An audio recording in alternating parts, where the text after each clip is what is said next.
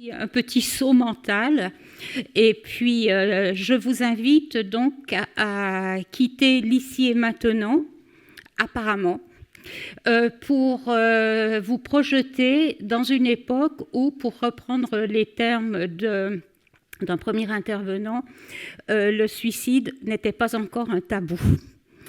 Et donc une autre manière de concevoir la chose à une époque où on écrivait beaucoup à propos du suicide sans employer ce terme, puisque, comme vous le savez, il a été en usage à partir du XVIIe siècle de notre ère uniquement, et que, à l'époque dont je vais vous parler, c'est-à-dire dans l'Antiquité gréco-romaine, eh bien, chaque cas était envisagé dans sa spécificité. On n'avait pas une catégorie suicide. On se donnait la mort dans telle ou telle circonstance. Et le regard porté sur cette mort auto-infligée variait donc d'un individu à l'autre, d'une situation à l'autre. Alors, quand on m'a proposé le thème santé mentale, suicide, antiquité, immédiatement, comme à certains d'entre vous d'ailleurs, ce qui m'est venu à l'esprit, c'est le seul exemple que je connaisse, il en existe peut-être d'autres, d'une tragédie grecque d'Euripide intitulée Ajax, où le héros est en proie où une déesse inflige une forme de délire au héros et où ce héros se suicide. Je me dis, Eureka, je vais voir un petit peu ce qui s'est passé. Et j'ai vu ce qui s'était passé, c'est-à-dire que le héros ne se suicide pas pendant son délire. Le héros, c'est Ajax, peut-être que je ne vous l'ai pas dit. Ajax, qui est le plus grand guerrier grec après Achille, traduisait l'idéal masculin, c'est-à-dire à l'époque humain, pour un homme de l'Antiquité. Donc Ajax ne se suicide pas pendant sa crise de délire, pendant cette mania, puisque le terme est grec quand même, que lui envoient les dieux, il se suicide après. Il se suicide quand il retrouve lucidité et maîtrise de soi.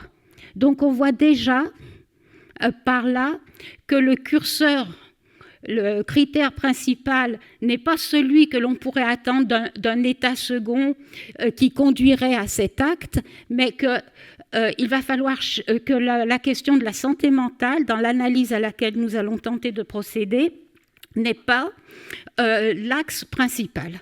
Donc la question, bien sûr, qui se pose, c'est qu'est-ce qui va orienter le jugement que les philosophes, historiens, etc., de l'Antiquité vont porter sur le suicide.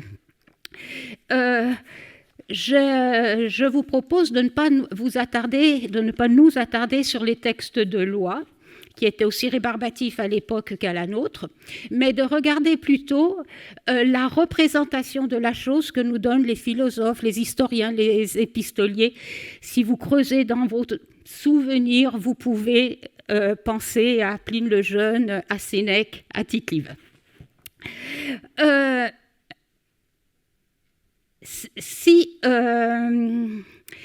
on veut bien se souvenir, comme je viens de le dire, et ça c'est une constante un petit peu surprenante à une époque qui fait l'apologie, ou plutôt qui glorifie la paix, etc., l'idéal est un idéal de guerrier. Ce qui signifie que la belle mort, pour une personne de l'Antiquité, c'est la mort sur le champ de bataille. Ce qui signifie aussi très clairement, et ça c'est plutôt étonnant, qu'une belle mort, c'est celle qui vous est infligée par une arme blanche et qui fait couler le sang. Je ne résiste pas, j'ai le temps, une petite parenthèse. Vous allez dire, mais c'est très très curieux cette hiérarchisation des types de morts. Et je l'ai découverte dans un texte de l'Odyssée. Vous savez, quand Ulysse revient au manoir, il tue les prétendants, il n'y a pas de problème. Mais il y a des servantes, il y a des esclaves qui ont couché avec les prétendants. Eh bien, elles méritent la mort, bien sûr. Et je crois que c'est Télémaque qui propose de les passer au fil de l'épée. Mais non, c'est une mort trop noble. On va les pendre, parce que la pendaison n'est pas une mort de guerrier. La pendaison n'est pas une mort noble. Donc gardez aussi présent à l'esprit, si vous voulez bien, cette distinction qui nous sera utile plus tard. Donc l'idéal, c'est comme je vous le disais, une mort de guerrier, une mort courageuse. Et alors, j'ai lâché le mot, le critère, ce qui va permettre de décider si le suicide est louable ou blâmable, si le suicide peut même être un exemple, au sens presque pédagogique du terme, pas un exemple, par exemple, etc., non, mais peut être un exemple au sens d'un modèle, d'une certaine façon, après, sur lequel on va argumenter pendant des siècles, mais proposer à la réflexion en tout cas. Donc, ce qui va décider de la chose, eh bien, c'est la qualité dont doit faire preuve un guerrier, c'est-à-dire c'est le courage, hein, la virtus. L'homme qui se suicide, a-t-il fait preuve de courage ou pas? Alors, il y a, comme dans tous les domaines, il y a des figures emblématiques. Et j'allais dire presque emblématiques à l'excès. La grande figure du suicide noble, c'est la figure de Caton d'Utique. Et quand je vous parle d'un suicide noble à travers les siècles, je ne fais pas seulement référence à Sénèque. Comme vous le savez, il est mort en 64, hein, il a été suicidé par Néron, mais ça c'est une autre forme de suicide que nous n'aborderons pas. Donc vous avez après Tite-Live, vous avez ensuite les pères de l'Église, vous avez Augustin, etc. Tout le monde parle du suicide de Caton. Et tout le monde en parle d'une façon positive. D'une façon positive. Bon. Qui était Caton d'Utique, c'était un Romain, un homme politique romain qui s'est opposé les armes à la main à César.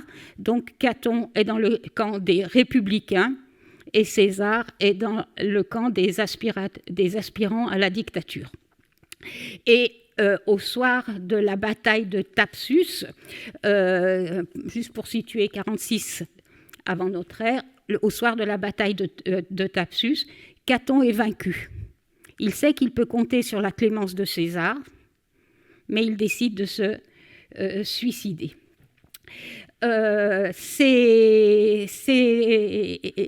Sénèque nous le montre donc au soir de la bataille, au soir de la défaite, lisant un traité de Platon sur l'immortalité de l'âme.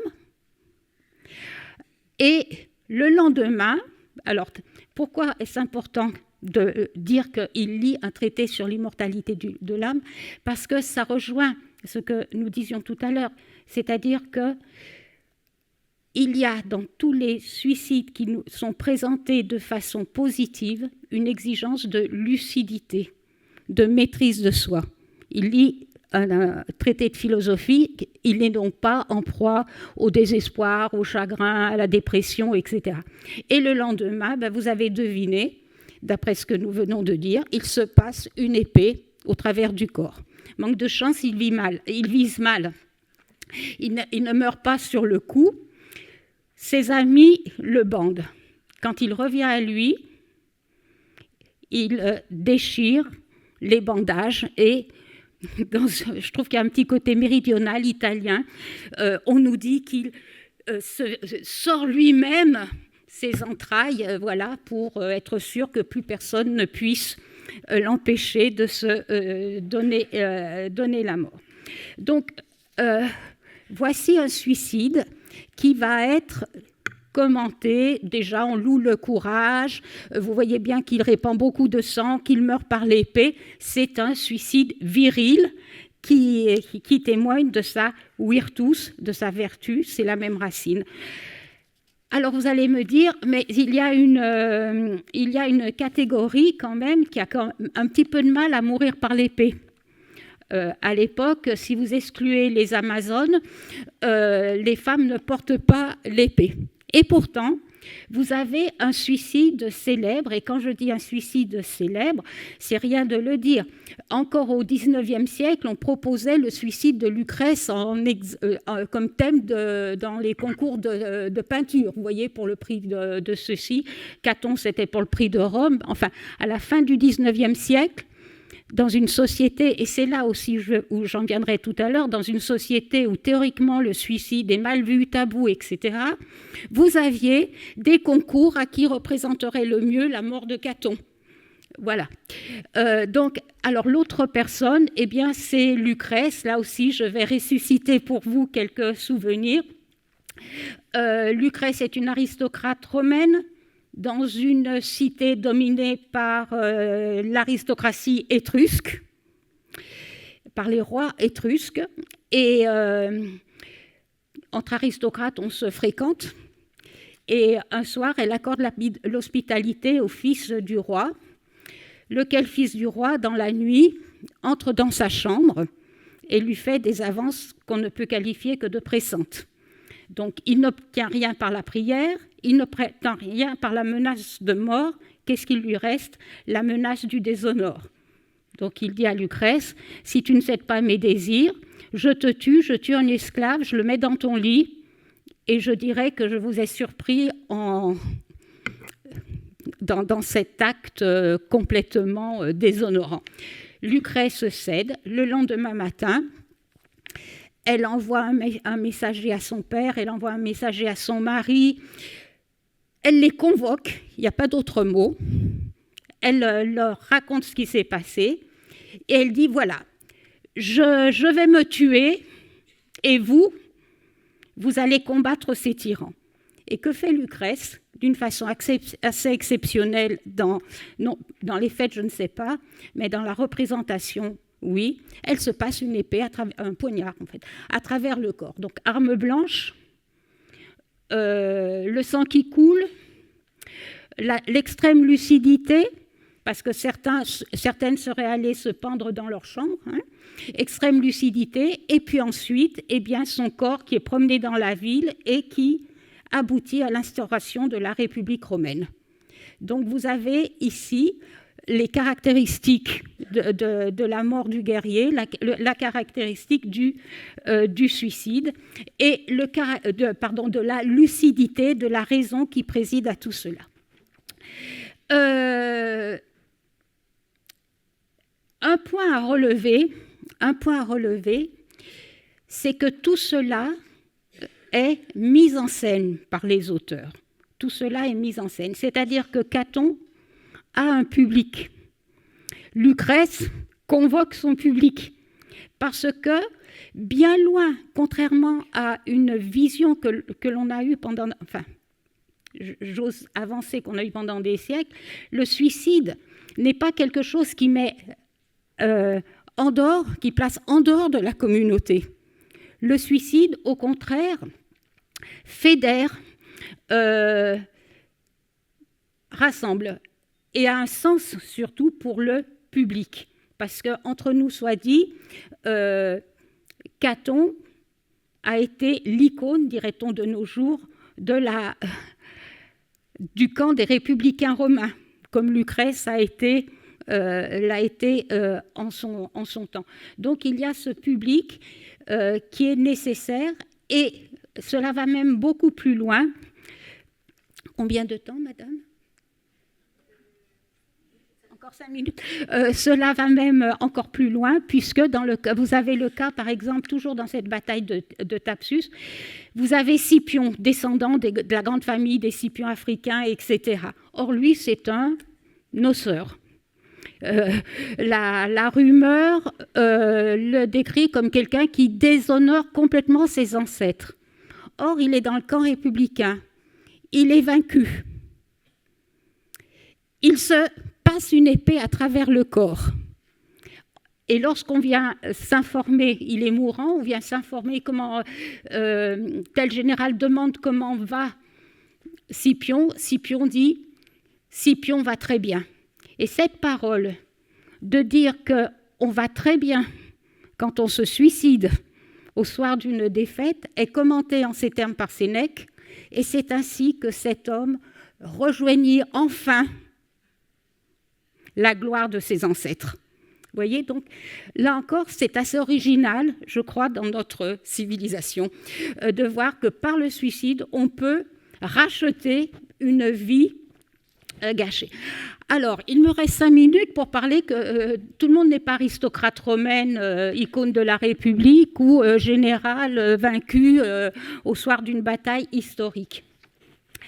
Sénèque reconnaît...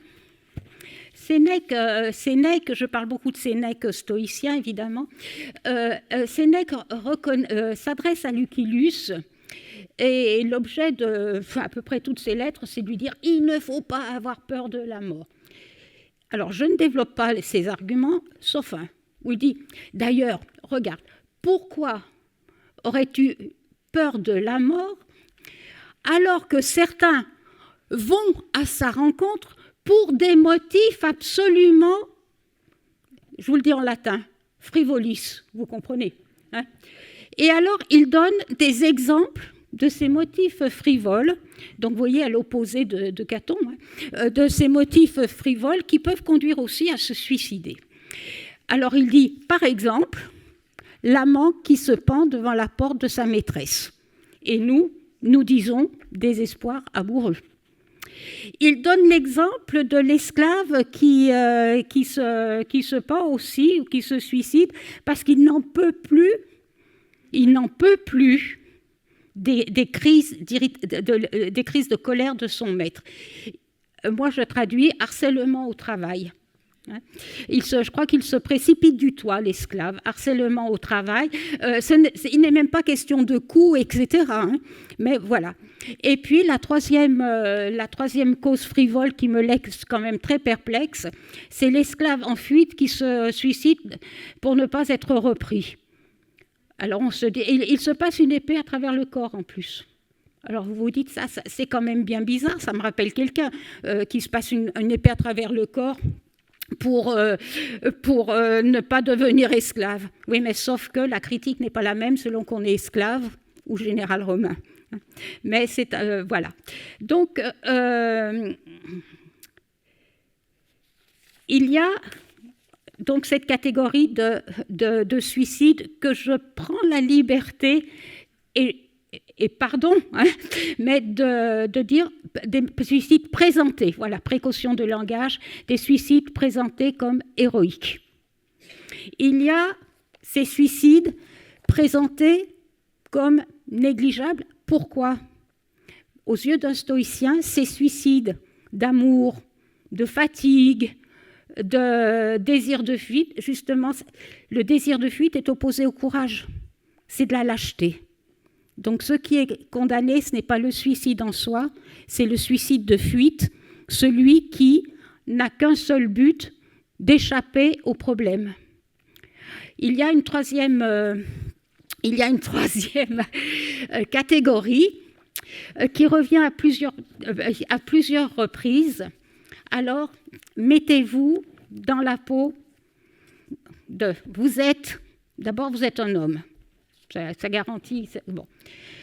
Vous êtes jeune, c'est bien aussi. Vous appartenez à l'élite romaine, l'aristocratie entre guillemets. Vous faites partie des riches romains. Vous avez quelque chose comme 300 esclaves. À la limite, vous ne mettez même pas votre toge vous-même. Hein. Alors, Autrefois, dans les temps glorieux de la République, que faisait un tel jeune homme? Il pouvait travailler pour gagner sa vie, mais comme je vous dis, pas besoin, 300 esclaves. Il pouvait aller se battre aux frontières. Il y avait la Gaule à conquérir, il y avait les Daces, il y avait tout ce que... Non. Là, Pax Romana, l'Empire romain couvre le pourtour de la Méditerranée. Non, non, non. La gloire militaire, pas trop. Il reste la politique. Raison de vivre d'un citoyen romain. Ben non, il y a l'empereur, il y a l'empire. C'est très, très, très, très dangereux de faire de la politique. Eh bien, vous vous levez le matin, mais ça, c'est Sénèque qui l'analyse. Hein, je n'ai pas le temps de vous lire le passage. C'est Sénèque qui l'analyse. Vous vous levez le matin en disant « Et quoi ? Toujours la même chose, les mêmes visages, les mêmes lieux », sachant qu'il circulait beaucoup, mais quand même, voilà. Et donc, c'est le fameux « taedium vitae », hein, le dégoût de la vie, qui pourrait, alors je ne sais pas si c'est en liaison avec les statistiques économiques, mais qui pourrait rappeler quand même, enfin mettre en question un petit peu la relation entre pouvoir économique et désir de vivre. En tout cas, ce taedium vitae, ce désir de la vie de celui qui a tout et qui n'a donc plus aucune raison de se battre, qui n'a plus aucun défi à relever, est aussi une cause possible de suicide chez la jeunesse dorée romaine, et bien sûr le jugement que portent les philosophes là-dessus, ça relève quand même de la catégorie, si on est logique, ça relève de la catégorie lâcheté. Hein. Je n'affronte pas la vie. Alors, qu'est-ce qui reste entre nous? Juste une parenthèse, c'est Sénèque qui propose un remède, tu n'as qu'à faire de la philosophie. Hein, voilà. Donc, pour lutter contre le dégoût de la vie, le désir d'apprendre est encore une bonne arme. Alors, j'arrive au bout. Juste un mot. J'ai posé, je crois, des figures emblématiques du suicide à la romaine, avec Caton, avec Lucrèce, et puis ces autres catégories qui existent, mais qu'on juge indignes de faire l'objet de communication, puisqu'en fait, c'est le résultat de l'émotion, c'est le résultat de la lâcheté, et ainsi de suite. Donc vous avez ces icônes, Caton, vous avez ces icônes. Particulièrement, je vais prendre Caton. Pourquoi ? Parce qu'à ma grande surprise, comme je vous le disais tout à l'heure, il a traversé les siècles. Et ça veut dire quoi ? Ça veut dire qu'il s'est retrouvé comme emblème en face d'un autre suicide emblématique. Je fais partie des personnes qui soutiennent la vision, vous le trouverez dans votre dossier, de M. Brague, qui dit que notre civilisation est issue de l'héritage gréco-romain, dont nous venons de beaucoup parler, et puis d'un héritage judéo-chrétien que nous connaissons beaucoup mieux, parce qu'il était actif jusqu'au milieu du XXe siècle. Or, vous avez une autre grande figure du suicide. C'est celle de Judas. Ça marque un tournant. Si vous regardez bien, alors que le suicide vanté par les Romains est un suicide inclusif, si j'ose dire, celui qui est présenté dans l'évangile de Matthieu, c'est le suicide d'un traître qui se coupe de sa communauté, qui ne trouve pas d'accueil dans une autre communauté, qui va se suicider à l'opposé de Lucrèce et de Caton, qui va se suicider dans un coin solitaire et qui va donc d'une certaine façon marquer ainsi les esprits. C'est d'autant plus remarquable que dans les Actes des Apôtres, vous avez une autre version de la mort de Judas, j'ai les références, mais qui serait tombé, qui se serait ouvert le ventre, les entrailles répandues, etc. Alors, ce qui est intéressant, je ne vais pas débattre quelle est la réalité. Ce que je juge intéressant, c'est de savoir pourquoi les siècles, disons pudiquement les siècles, ont préféré associer Judas la figure du traître au suicide, tout en prenant très vite position à travers Augustin d'Hippone contre justement le fait de se tuer, qui contrevient au 6e commandement, tu ne tueras pas, donc même pas toi-même. Donc la liberté des Romains vis-à-vis de la libre disposition des Romains libres, vis-à-vis de la libre disposition de leur corps est un petit peu oubliée. Et puis, évidemment, donc tu ne tueras point. Et puis, il y a ce que j'appelle l'hubris, c'est-à-dire le fait de l'être humain qui s'arroge le pouvoir d'un dieu. Se prendre la vie est désormais considéré comme une atteinte au droit dont dispose seul l'Éternel. Voilà, je crois que j'ai à peu près tenu la distance.